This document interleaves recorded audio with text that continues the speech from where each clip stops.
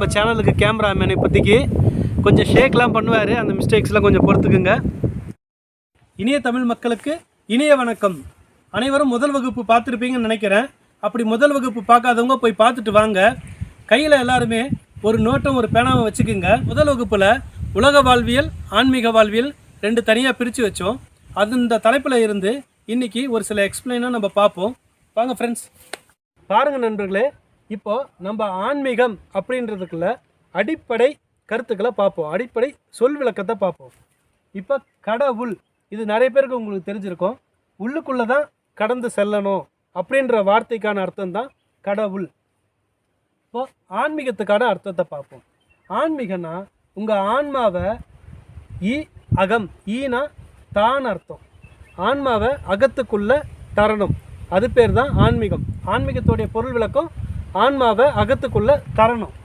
இப்போது தீட்சை, நம்ம ஆன்மீகத்தில் போன உடனே ஒரு குருக்கிட்ட நம்ம தீட்சை எடுப்போம். அதுபோல் நம்ம அகத்துக்குள்ளே தரதுனால அகத்துக்குள்ளே நாம் எடுக்கிறது பேர் தான் தீட்சை. அந்த தீட்சை என்னென்னா இச்சை. உங்களுடைய இச்சைகள், அதாவது உங்களுடைய ஆசைகளை நம்ம தீயாக அழிக்கணும், அதுக்கு பேர் தான் இச்சை. இதனுடைய பொருள் விளக்கம் மட்டும் இப்போதைக்கு தெரிஞ்சுக்குங்க. இதை பற்றி நான் முழுசாக உங்களுக்கு எக்ஸ்பிளைன் பண்ணுறேன் அப்புறமா. இப்போது ஞானம் பார்த்துக்குங்க. ஞானத்தோட விளக்கம் என்னென்னா, ஞான உலகம், நாமனா நாம, உலகம்தான் நாம், அதாவது அண்டம்தான் பிண்டம் அப்படின்னு உணர்றது தான் ஞானம். நம்ம ஆன்மீகத்தில் போகிறது ஞானம் அடைய தான். ஞானம்னா என்னன்னு சொல்லியிருக்கிறேன். ஞானம்னா நாம தான் உலகம், அண்டம்தான் பிண்டம் அப்படின்னு உணர்றது தான் ஞானம். ஆன்மீகத்தை பொறுத்த வரைக்கும் ஞானம்ன்றது உணரணும். இது ஒரு உணர்தல், சரிங்களா? உலக வாழ்வியலை பொறுத்த வரைக்கும் அது அறிவு, அதை நம்ம தெரிஞ்சுக்கணும். ஆனால் ஆன்மீக பாதையில் உணர்றது தான் ரொம்ப முக்கியம். அது ஞானம் அடையிறதுக்காக தான் நம்ம ஆன்மீக பாதையில் போகிறோம். அதில் அகத்தவம், புறத்தவம், இப்படி இரண்டு இருக்குது. அகத்தவம் ஒன்று இருக்குது, புறத்தவம் ஒன்று இருக்குது. இது ரெண்டும் சேர்ந்தாதான் துறவு. இது ரெண்டுமே சேர்ந்தாதான் துறவு, சரிங்களா? இந்த அகத்தவத்தில் என்ன அகத்தவம் அப்படின்னு பார்த்தீங்கன்னா, எண்ணம், சொல், செயல், அதாவது நாம் நினைக்கிறது, நாம் சொல்கிறது, நாம் செய்யறது, இது எல்லாமே சமநிலையில் இருக்கணும். சமநிலையில் இருக்கணும். இது அடிப்படை வகுப்பு தான். இது வரைக்கும் தெரிஞ்சுக்குங்க. இந்த சமநிலை என்ன, அது எப்படி நம்ம கொண்டு வர்றது, எப்படி அதில் போகிறது, எல்லா பாதையும் நம்ம அப்புறம் சொல்லித்தரலாம். இப்போது புறதவத்தில் என்னென்ன இருக்குன்னா, தியானம், வாசியோகம், பிராணாயாம பயிற்சி, அஷ்டாங்க யோகம், குண்டலினி சக்தி. இப்போது இந்த புறதவத்தில் தான் தியானம். நம்ம நிறைய பேர் சொல்லுவாங்கல்ல, நான் குண்டலினி பயிற்சி பண்ணுறேன், நான் பிராணாயாம பயிற்சி பண்ணுறேன், நான் அஷ்டமா சித்தி பண்ணுறேன், அஷ்டாங்க யோகம் பண்ணுறேன் அப்படின்னு எல்லாம் சொல்லுவாங்க. இது எல்லாமே புறதவத்தை சார்ந்தது தான், அகதவத்தில் வராது. என்னடா இது, இவ்வளோ நாள் இதைத்தான் அகத்தவம் அப்படின்னு சொல்கிறாங்க, ஆனால் நீ புறத்தவம் அப்படின்னு சொல்கிறியன்னு கேட்டிங்கன்னா, கண்டிப்பாக இதுக்கான விளக்கம் எல்லாமே அடுத்தடுத்த வகுப்பில் வந்துகிட்டே இருக்கும். இது அடிப்படை தான். அதனால் இதை நோட் பண்ணிக்கோங்க, நான் போடுறேன், எழுதியும் வச்சுக்கோங்க. புறத்தவம் கூட முக்கியம் கிடையாது நமக்கு, ஆனால் அகத்தவம் ரொம்ப ரொம்ப முக்கியம். ஆன்மீகத்துக்கு ரொம்ப ரொம்ப முக்கியம் இந்த அகத்தவம். எல்லாமே உள்ளுக்குள்ளே போகிறதா இருக்குது, உள்ளுக்குள்ளே பயணிக்கிறதா இருக்குது. கடவுள்னாலும் உள்ளே போகிறதா இருக்குது, ஞானம்னாலும் உள்ளே அடையிறதா இருக்குது. இப்படி அனைத்துமே உள்ளுக்குள்ளே போகிறதா இருந்தால் எதுக்கு கோவில், குளங்கள், பரிகாரங்கள், வழிபாடு, பூஜை முறைகள் இப்படி மக்களுக்கு ஏற்படுத்தி வச்சாங்க? ஏன்னா நம்ம முன்னோர்கள் முட்டாள்கள் கிடையாது. அவங்க செஞ்சு வச்ச அனைத்திலுமே மிகப்பெரிய ரகசியம் ஒளிஞ்சிருக்கும். அந்த ரகசியங்களை இப்போ நம்ம பார்ப்போம். உலக வாழ்க்கையில் கோவிலில் இருந்து அனைத்தையும் பார்ப்போம்.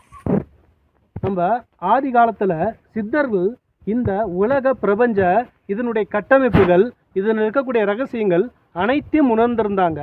உணர்ந்ததுனால இப்போது சித்தர்கள் உள்ளுக்குள்ளே எல்லாத்தையுமே பார்த்துட்டாங்க, உள்ளுக்குள்ளே எல்லாத்தையும் அடைஞ்சிட்டாங்க. ஆனால் உலக வாழ்வியல் மக்களுக்கு அதை பற்றி எதுவுமே புரிதல் கிடையாது.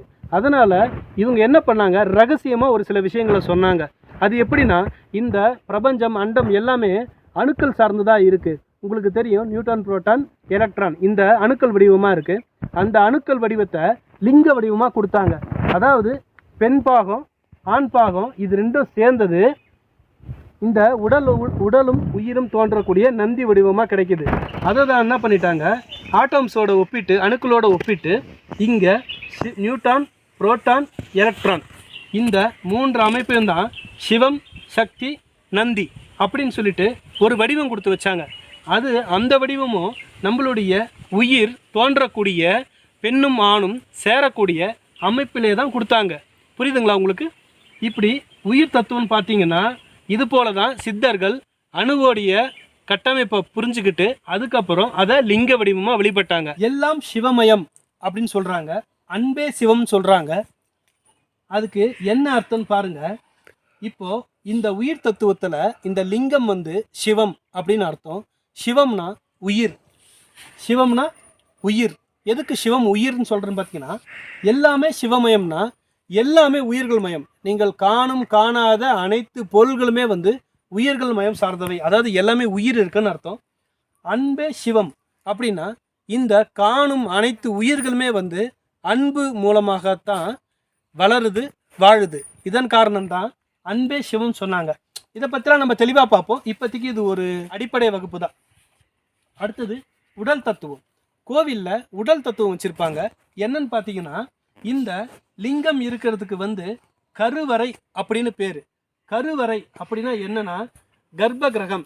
ஒரு ஆணும் பெண்ணும் சேரும்போது கருதரிக்குது, அந்த இடத்துக்கு பேர் தான் கருவறை. அடுத்தது கும்பம்.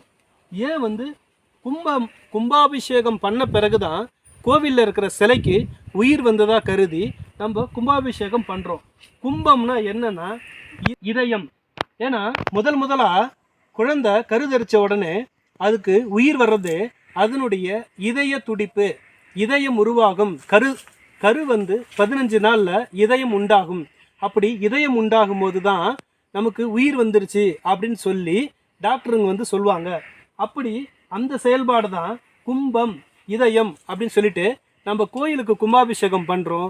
அங்கே இருக்கிற லிங்கத்துக்கோ அங்கே இருக்கிற சிலைகளுக்கோ உயிர் வந்துருச்சுன்னு அர்த்தம். அதுக்கப்புறம் தான் அதை நம்ம வணங்குவோம். அடுத்தது கொடிமரம். படைத்தல் தொழில் செய்யக்கூடிய பிரம்மனுக்கு இதை தொப்புள் கொடிய பிரம்மன்னு சொல்லியிருப்பாங்க. இன்றைக்கி உங்களுக்கும் தெரியும், தொப்புள் கொடியில் ஸ்டெம் செல்ஸ் இருக்குது. அதை அந்த காலகட்டத்திலே அருணா கொடியில் போட்டு வச்சுருந்தாங்க குப்பியில், அப்படியே மருத்துவத்துக்கு பயன்படுத்தினாங்க. அதுபோல் நம்ம முன்னோர்கள் அப்பயே மிகப்பெரிய அறிவியலெல்லாம் கண்டுபிடிச்சி வச்சுருந்துருக்காங்க. அது கொடிமரம் இப்போ பிரம்மம், தொப்புள் கொடி. ஓகேங்களா? அடுத்தது மரபணு. கோவிலில் என்ன மரபணு சொல்லியிருக்காங்கன்னா, நம்மளுடைய டிஎன்ஏ ப்ராசஸை அப்பயே 2 பாம்புகள் வடிவத்தில் சொல்லியிருப்பாங்க. இப்படி 2 பாம்புகள் சேர்றதை டிஎன்ஏ வடிவத்தில் சொல்லியிருப்பாங்க. இப்படி தான் நம்மளது மரபணு டிஎன்ஏ வடிவத்தில் கோவிலில் அப்பயே சிம்பலாக வச்சுருப்பாங்க, ஒரு அடையாளமாக வச்சுருப்பாங்க. அடுத்தது சிகப்பு வெள்ளை அணுக்கள். நம்ம உடம்புக்குள்ளே இருக்கிற சிகப்பு வெள்ளை அணுக்கள் தான் நம்மளை ப்ரொடெக்ட் பண்ணுது. அதனால தான் கோவில் செவர்களுக்கு வெள்ளையும் சிகப்பும் அந்த நிறத்தில் வர்ணங்கள் அடித்தாங்க. இப்படி வர்ணங்கள் அடிக்கிறது சிகப்பு அணுக்கள், வெள்ளை அணுக்கள் தான் நம்மளை பாதுகாக்கும், நம்ம உடலை அப்படின்னு சொல்கிறதுக்காக இதெல்லாம் பண்ணாங்க. இப்படி உயர் தத்துவம், உடல் தத்துவம், இப்படி இதை சார்ந்து இந்த கோவில் அமைப்பு இருக்குது. இப்போது மனத்தத்துவம் பார்த்துக்கலாம். என்னன்னு பார்த்தீங்கன்னா, நீங்கள் கோயிலுக்கு போன உடனே என்ன பண்ணுவீங்க, சாமியை பார்த்து வேண்டுவீங்க. என்ன வேண்டுவீங்க? சாமியை பார்த்துட்டு எனக்கு நல்ல படிப்பை கொடு, எனக்கு நல்ல பணத்தை கொடு, எனக்கு துன்பங்களை போக்கு, எனக்கு இந்த பிரச்சனையிலேருந்து என்னை வெளியெடுத்து கொண்டு வா. இப்படி பல வகையான வேண்டுதல் தான் வைப்பீங்க. அப்படி வேண்டுதல் வைக்கும்போது உங்களுடைய மனோசக்தி, உங்கள் எண்ணங்களுக்கு ஒரு சக்தி இருக்குது. பொதுவாகவே இயற்கையில் எண்ணம் ஒரு சக்தியாக தான் இருக்குது. அந்த எண்ணத்தோடைய சக்தி வெளிப்பட தான் உங்களை அங்கே போய் வேண்டுதல் பண்ண சொன்னாங்க. இப்படி வேண்டுறது, வணங்குறது, கோவில் அனைத்துமே ஒரு மிகப்பெரிய விஞ்ஞானத்தையும் அதில் மிகப்பெரிய அறிவியலும் கலந்து தான் வச்சுருக்கிறாங்க. இது உலக மக்களுக்கு தேவை. அதனால் இப்படி சித்தர்களும் முன்னோர்களும் இதை கொடுத்தாங்க. அடுத்தது உணவு தத்துவம். உணவு தத்துவம்னா என்னன்னா, உண்டியல்.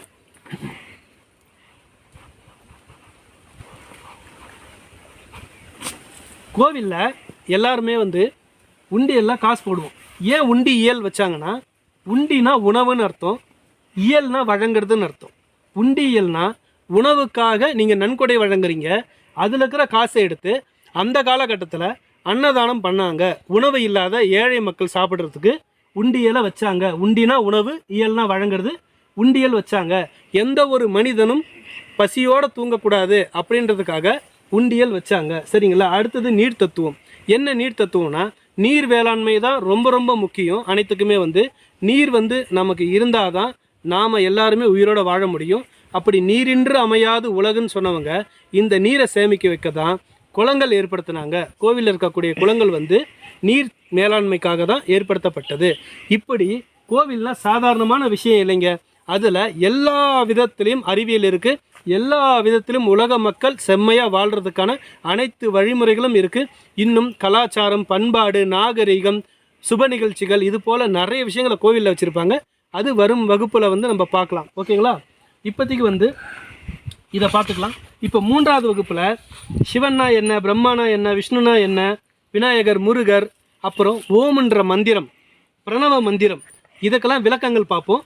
ஆன்மீகம் சைடில் ஆன்மீக வகுப்பில் சரணடைதல், கடமை, கர்மா, இதை பற்றி 3ஆம் வகுப்பில் நம்ம பார்ப்போம். இப்படி தான் நண்பர்களே, நம்ம கோவில் இனிமேல் எதற்குன்னு கேள்வி கேட்டால், கோவிலில் கடவுள் இருக்கான்னு கேள்வி கேட்டால், கோவிலில் நீங்கள் ஏன் போய் வணங்கணும்னு கேள்வி கேட்டால், இவ்வளோ விஞ்ஞான அமைப்பு இருக்குது. உலக மக்கள் கண்டிப்பாக கோவிலில் போய் வணங்கணும். நீங்கள் சர்ச்சுக்கு போகலாம், பள்ளிவாசல் போகலாம், கோவிலுக்கு போகலாம். ஆக மொத்தம் உலக வாழ்வில் சேர்ந்தவங்க கோவிலுக்கு போய் தினமும் வேண்டுங்க, வழிபடுங்க, தொழுங்க, அனைத்து விஷயங்களுமே நீங்கள் செய்யலாம். ஆனால் ஆன்மீகவாதிகள், ஆன்மீகத்தில் போகிறவங்க, உள்ளுக்குள்ளே பயணப்படுறவங்க கோவில் குளங்கள் போக வேண்டிய அவசியம் இல்லை. வேணும்னா போய்க்குங்க, ஆனால் அவசியம் கிடையாது. அவங்கெல்லாம் உள்ளுக்குள்ளே பயணிக்கிறது தான். இந்த உள்ளுக்குள்ளே பயணிக்கிற அனைத்து விஷயங்களும் வரும் வகுப்புகளை நம்ம பார்ப்போம். இப்போ கொடுக்குற நோட்ஸ் எல்லாம் கொஞ்சம் எழுதி வச்சுக்கோங்க. போக போக உங்களுக்கு பயனுள்ளதாக இருக்கும். இப்போது வீடியோ என்னால் சிறப்பாக எடுக்க முடியல. அடுத்த வகுப்பில் நான் கண்டிப்பாக சிறப்பாக உங்களுக்கு எடுத்து கொடுக்குறேன். எனக்கு சரியான போர்டு வசதி இல்லை, இட வசதி இல்லை. அதை நான் தயார் பண்ணிக்கிட்டு 3வது வகுப்பு உங்களுக்கு அழகாக எடுத்து கொடுக்குறேன். ரொம்ப நன்றி ஃப்ரெண்ட்ஸ், நீங்கள் பார்த்ததுக்கு.